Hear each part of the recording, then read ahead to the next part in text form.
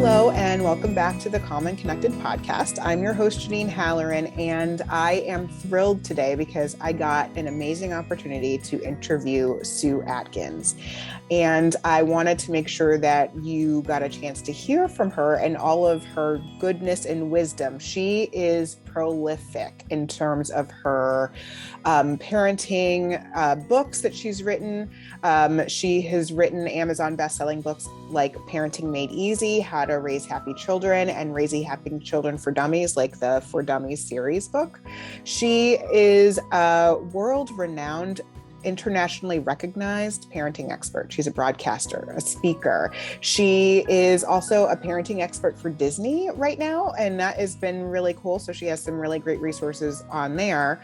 But I wanted to talk with Sue today about toddlerhood, because I know that that can be a really big challenge for parents sometimes. So we really dig into toddlerhood and if your toddler is saying why or no, and how to help them as they are going into this post-pandemic life. So, and she has a whole toddler roadmap, which she shares a little bit about, but I will also put links to that in the show notes. So I hope that you enjoy our conversation.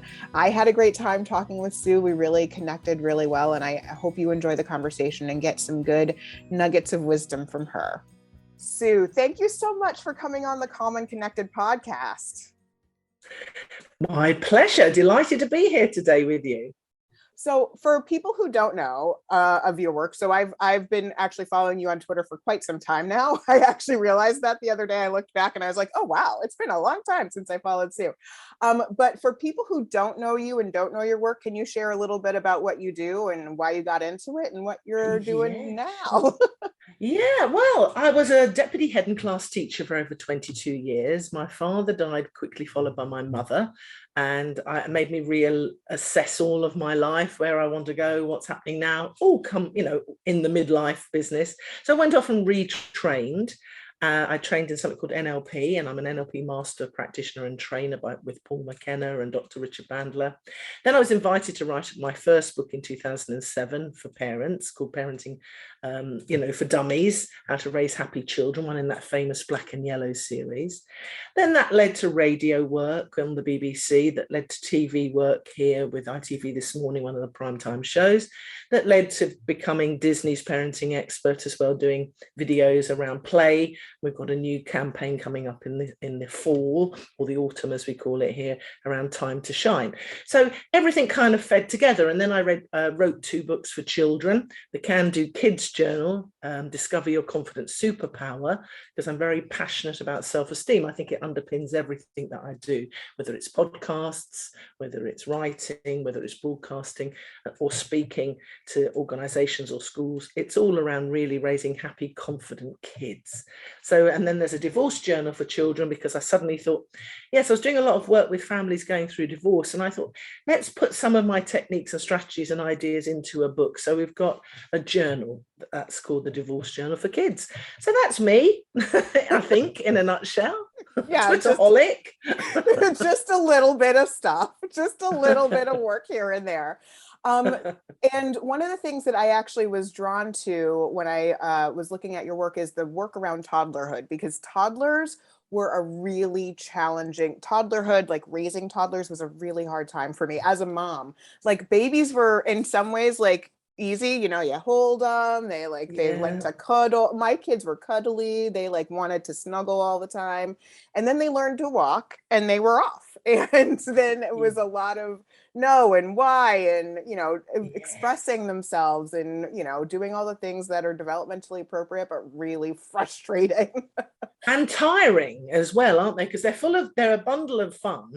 They're full of energy. They're walking, they're talking, they're learning, they're speaking, and then they get into they call them terrible twos. I don't like to call them that. I call them the terrific twos, but they become looking for independence. That's the main word, really. So I've ended up doing a toddler roadmap, particularly here, that I felt we were in lockdown during a pandemic. Children were isolating. They were wearing masks. They still were for a very long time over here, so you couldn't read people's faces and expressions, and social skills suffered. So I wrote the Toddler Roadmap with that in mind. It is sort of 41 videos, 41 audios, and 28 modules, not to overwhelm. They're all quite short, but I cover fussy eating, or a new baby coming, or the Y stage, or toddler tantrums, or potty training, all those usual things that toddlerhood can bring. And of course, you can get rather tired if you've got another child on the way, or you've got another baby as well.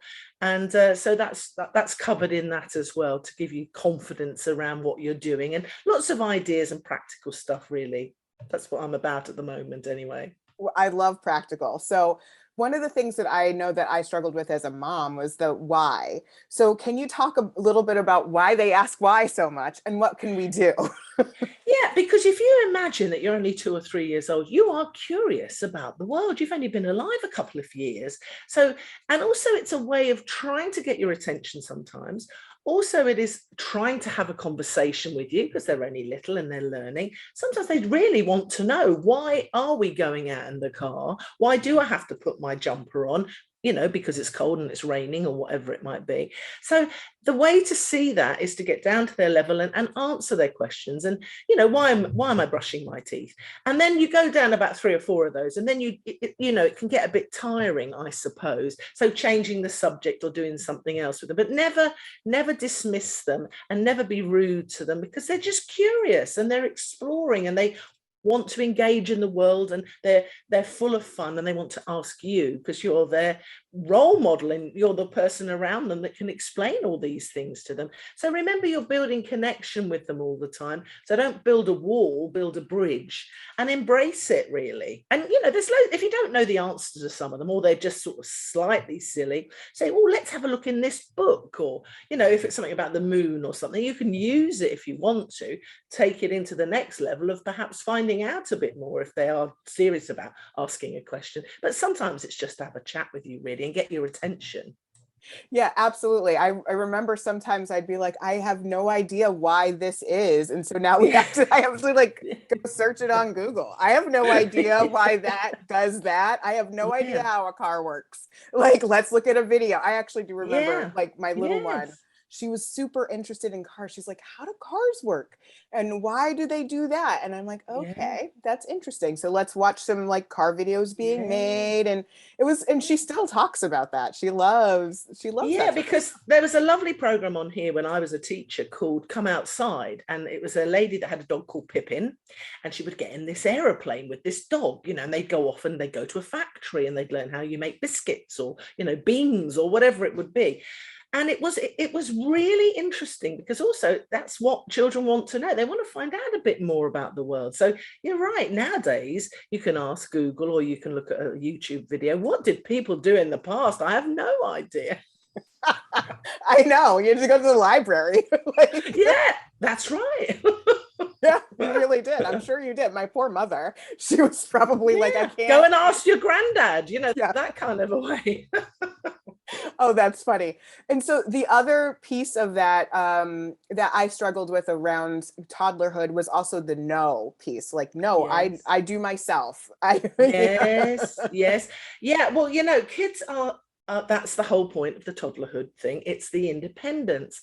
And instead of robbing them of the opportunity to try or struggle a little bit to pull on the wellies or do up the zip or what they want to do, think of it as empowering them. They want to be capable and competent. I talk about the 4 C's, and one of them, or 2 of them, is that, you know, capable and competent. They want that.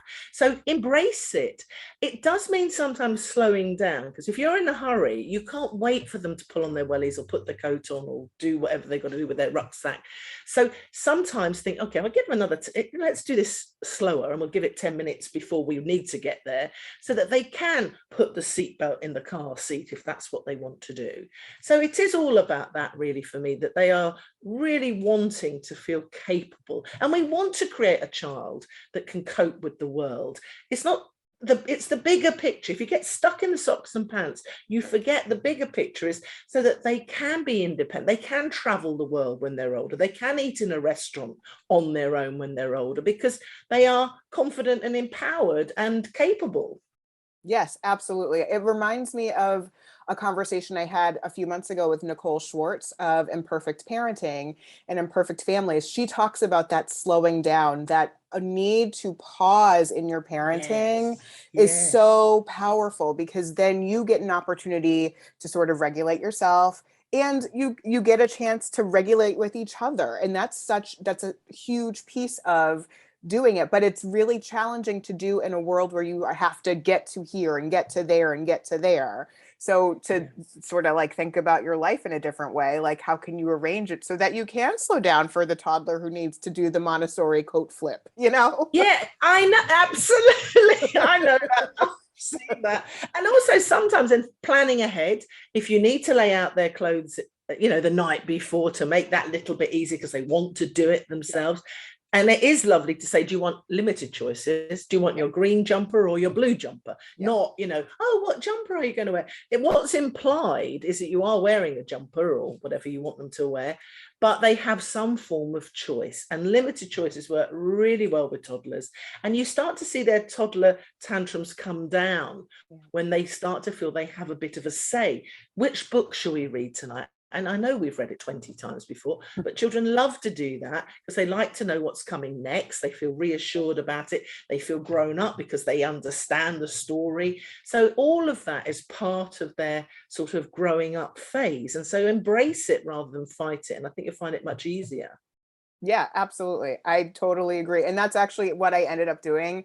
I did do a lot of the like two choices, but like Yes. I'm letting you know this, like you can wear the green pants or the blue pants, but you're Yeah. wearing pants. Like we Yeah, gotta. no, that's it. And that still works with older children, the teenagers. Do you want to do your homework before or after you've had your dinner? So Right, what's implied is, you've got a choice in when you're going to do your homework, but you are going to do it. right. And I've given you the choice. Yep, exactly. Magic Right. formula. And it gives them some power. Like that's where it is, Yes. they have a Yeah. little bit of control and a Ownership. place. Yeah. Yes, they have ownership, some control, and a place when in a time in their lives when they don't have as much control. They really Yeah. don't.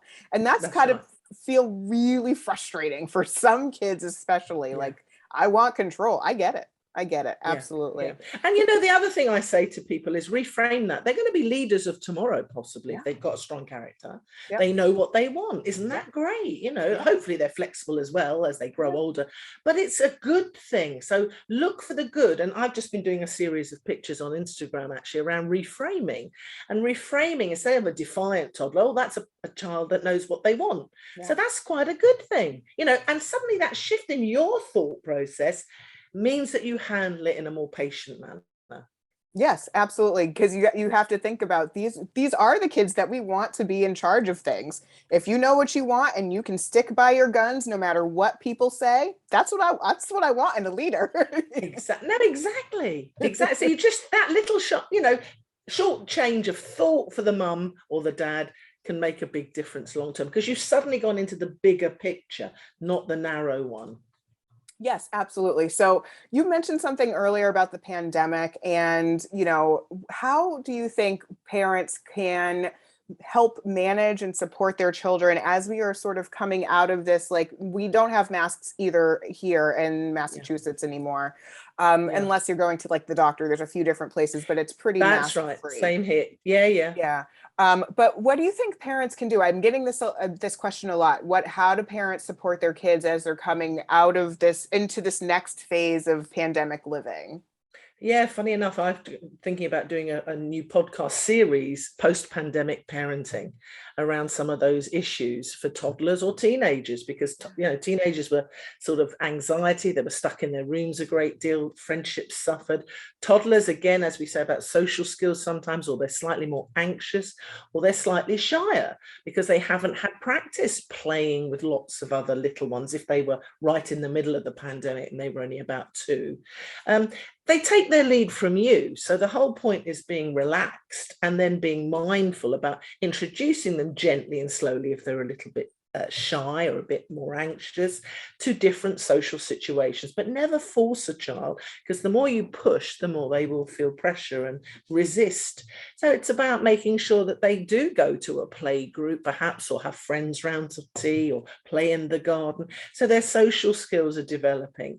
And also then that if you're not so anxious, then of course they don't pick up your vibe, so they're not so anxious. And remember, you again back into the bigger picture, this is only a small period in their lives. It's a dot.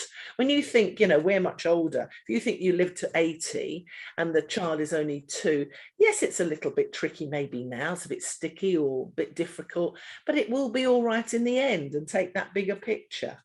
Yes, absolutely. I completely agree with you. I think to think about it in terms of a bigger picture, and you don't have to push. You can try something and you can keep it small, keep it simple, keep it short.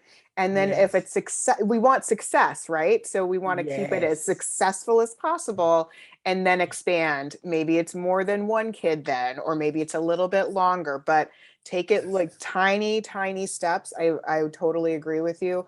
And the anxiety of the parent, that's a really, really good point, that they pick up on that from you. Yeah. Oh, I mean, they pick up loads of things. You think they don't notice, they don't hear, but fussy eating is because you've got tense around mealtime. You think, oh no, not another meal where they're not going to eat anything. And then they pick up, it's a self-fulfilling prophecy. You relax, you think, how can I make this more sociable? How can I only offer them perhaps a little bit, a spoon, a taste, instead of a big pile of a new food that they haven't seen before? And you just take down that whole expectation stuff, keep offering that sort of different food or that new food they haven't seen for a while. And again, all of this comes from you. So if you're a positive, relaxed parent and confident, I think it's the secret, then your child will pick up on that and relax and just be themselves too. Yeah, I think that's phenomenal. I wanted to actually ask you about this because in part of your toddler work, you talk about an incredible mom. So can you tell us a little bit more about what an incredible mom is and how do you get there? Because I'd love to be able to share with people like how to be an incredible mom. You can do this. Listen, there's no such thing as a perfect parent. So Right. just be a real one. There's a poster that goes around social media, and I've seen it everywhere. If you put it in Sue Atkins quote, I went, I didn't know so many people have taken that quote and put it into their own website. Okay, as long as it's my name somewhere, because there isn't a perfect parent. And you just have to be a real one. You have to, but it's also about being a mindful one. Don't just like, even people listening to this, you're already interested in how you could perhaps tweak something or make something a bit better or learn a new skill or try a new technique or something. Nobody is perfect, but we all try our best, but we can keep learning like we do in any capacity. If you want to be good at languages, you practice. Parenting is something that, you can pick up different tips. I'll try that. That's why in my podcast, my Toddler Roadmap podcast series, I just put, just for this week, pause to ponder, and I'll ask a question or I'll give a suggestion, and you just roll that around. Perhaps you put it on your phone so you can see it each morning. You put it up on the fridge to sort of ponder it over the week, and that then will improve your relationships or your parenting or your confidence. And yes, being a great mum or a fantastic mum or a great dad is really about being authentic and true and just loving your child and spending time with them, reading with them, playing with them, talking with them, eating with them. Such a simple way to make them know that they're important and that they count and that they matter. And I think that's one of the crucial C's that I talk about as well, which is connection. Yeah, absolutely. So tell us those 4 C's again, because I want to make sure that people get those. Yeah, well, the crucial C's, let me see if I got them written down here. Sometimes I forget them. But the first one is connection. The next one is the idea that you matter, you count, the word count or significant. Another one then is that you are capable and competent. And the last one is courage. You need courage to make mistakes or get back up again after a setback. So I think it's very important that you remember those sort of 4 key things. They're easy to remember. They're not mine. Lou Bettner wrote about them in her book. But I think I like them, and I think they give you some sort of structure to thinking about, if they're misbehaving, is that because I'm on my mobile phone? So they want more connection with me. If they're struggling and they're having a tantrum, is that because really that I'm not allowing them to feel capable and competent? I'm robbing them of that, and I'm doing it for them, and they want to do it themselves. So those are 4 key things that are quite helpful. That's amazing. I love that. What's the name of her book? Do you remember it off the top of your head? Betty Lou Bettner. If you look it up, it's based on Adlerian psychology and the work of Dreyfus. So you can find all of that online if you want to know the techniques of that. And it's more academic. I tend to make it more kind of easy to understand. But yes, you can look that all up, Adler and Betty Lou Bettner. Yeah, Adler. Interesting. I love, yes. As somebody who's gone through school, it's one of the people we will learn about very early on. Very early on. I love all his thing, his social interest as well, and making a difference and helping each other and community. I just like his ethos, really. Yeah, that makes a lot of sense. So I could talk with you forever, but I want to be respectful of your time. But one of the last things I always ask every single one of my guests is, what is one way or several ways, if you feel like sharing, that you like to relax, you like to recharge, you like to cope when you're having a hard day? Yes, I took up painting by numbers in the pandemic, actually, because I'm very creative and I like writing. So I blog or I podcast or I do something. But I also found that that's sort of work, but work is so interesting to me. It's not really work. There's not a difference. And I was struggling to separate them. So my friend actually has stage 4 cancer, and she was doing painting by numbers as a way to distract her mind, to relax and get busy. And I thought she was doing something beautiful with ballet dancers or something. And I thought, I'll just try that, because I love painting, but I'm not an artist as such. So I got into painting by numbers, and hours can go by where I'm relaxed, I'm painting, I've got some music on, and my brain, it's funny, the memories sometimes and things that have happened in your life, lovely things that will just pop into your head. And so I have found that to be great. I find music good. I like walking. I walk my dogs. I've got 3 dogs. So I walk across fields and things like that with them. And I find that relaxing, and reading. And then you've just got to remember sometimes to do those things. You've got to remember to stop, to put boundaries around your time, and to make sure that you are enjoying it. And of course, I do like being sociable. So I love to have friends around, now we can, and have a barbecue and things like that in the garden. Yeah. Oh my gosh. That's incredible. I love the idea of paint by numbers, because I too, I love artwork, but I'm not good at, my people are terrible. So I always end up doing like stick people. I think painting by numbers is a great idea. Honestly, upstairs in my room, my office room now, I've done so many that, and then I start to learn, because I used to frame them and put them up. Now it's about the journey. Now I do them, and I don't feel the need, I've run out of space actually, where to put them. But in the doing of it, it's a good reminder too. It's enjoying the journey, not always. I'm a terrible person to trying to get to the destination, because I'm quite goal focused. So for me, it's the doing of it that is part of the relaxation, and not minding, if I have to display it or whatever. So I hope that helps other people. You've got to find where your joy is, and you've got to find what helps you relax.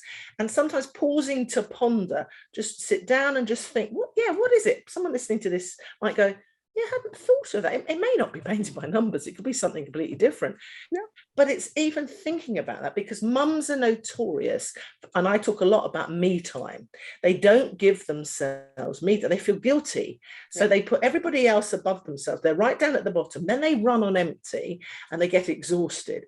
And it's not selfish, it's self-care. So make sure, anyone listening to this, not selfish. It's self-care to go out with a friend, or go to the cinema, or take yourself off for a bit, whatever you like to do, whether it's run in the gym or ride your bike or talk to a friend, so you recharge your batteries. Yep. And no matter, figure it out, find it out. I remember I was watching a clip of Oprah where she was actually talking about moms putting themselves on their own to-do list, and the audience booed.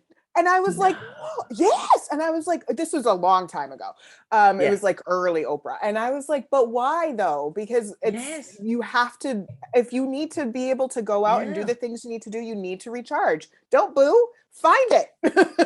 Absolutely, because as we said earlier, it's the oxygen mask on you first so that you can take care of your child. Otherwise, you're running on empty and you're not as patient or as kind, perhaps. Yes. Oh my gosh. If people want to learn more about you, read more of your work, find your books, where should they go? Well, it's thesueatkins.com because there's a lady called Sue Atkins sitting on a yacht. It's not me. So I am the one and only Sue Atkins. But if you're interested in my toddler work, it's toddlerroadmap.com. There's a whole host of videos there. There's free training. There's lots and lots of resources. So if you found any of that helpful, do check that out, and check out my Toddler Roadmap podcast as well, because that was a whole series of stuff I did around raising happy, confident toddlers. Oh my goodness. Thank you so much. I appreciate it. And everyone, please remember, pause to ponder and take a few minutes, have a little fun, and have an awesome day.